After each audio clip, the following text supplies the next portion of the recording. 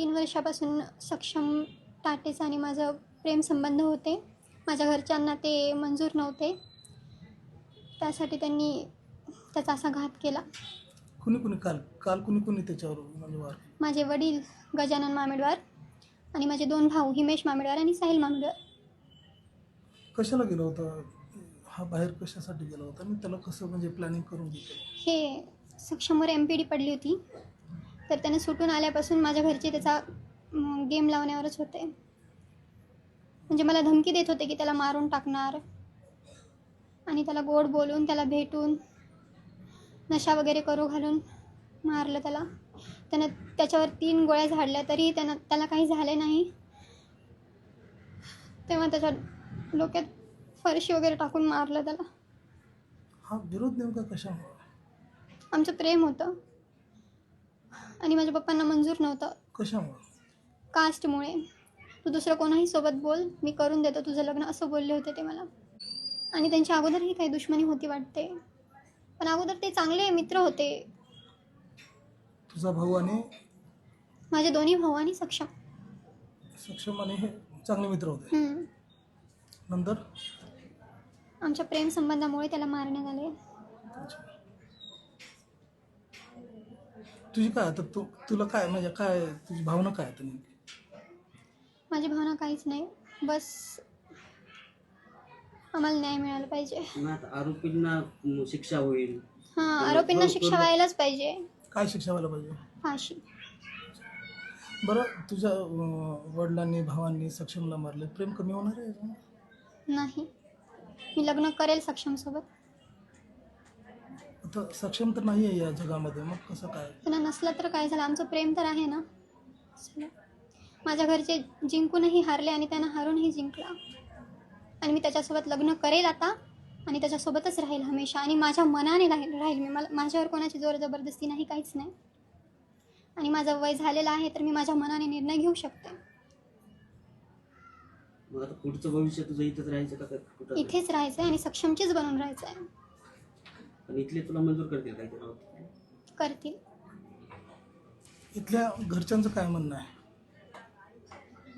यांचं म्हणणं आहे तेच, माझ्या मनावर सोडलं यांनी. आणि माझी इच्छा आहे की मी इथे राहावं त्याची बनून. आयुष्यभर तुझं वय तर कमी आहे. काही होत नाही. बोल. मला राहायचं होतं त्याच्यासोबत. काय झालं, त्याच्यासोबत राहायला भेटलं नाही तर, पण इथे तर राहील ना त्याच्या घरामध्ये सर्वांसोबत. आता माझ्यामुळे त्याच्या मम्मीपासून तो दूर झाला.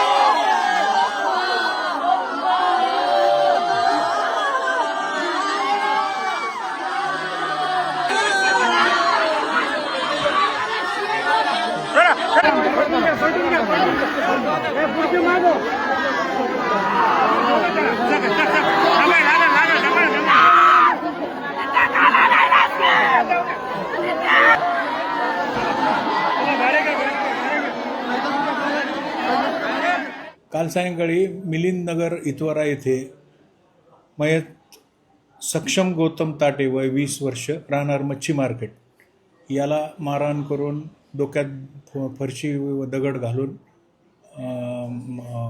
खून करण्यात आला होता. त्यातील आरोपी आम्ही आज अटक केलेत आणि तपास चालू आहे.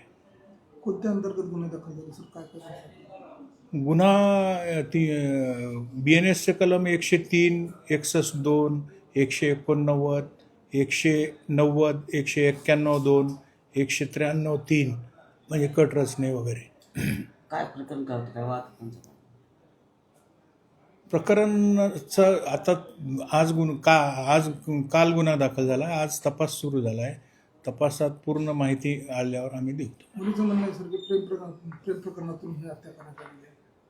हो, असू शकतं, पण आता आमच्या तपासातून पूर्ण PCR मध्ये वगैरे तपास पूर्ण होईल, त्यावेळेस सांगता येईल. अट्रॉसिटी अंतर्गत ॲट्रॉसिटी आहे, 325 आर्म ॲक्ट आहे, सगळं लागलेलं आहे. आरोपीचं नाव काय आणि किती जणांना अटक करण्यात आली? आरोपी एकंदर 6 आरोपी आहेत.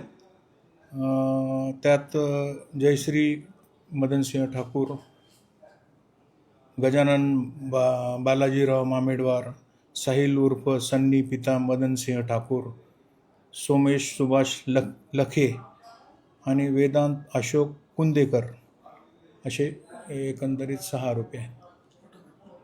अटक आहेत. 3 दिवस पोलीस कोठडी.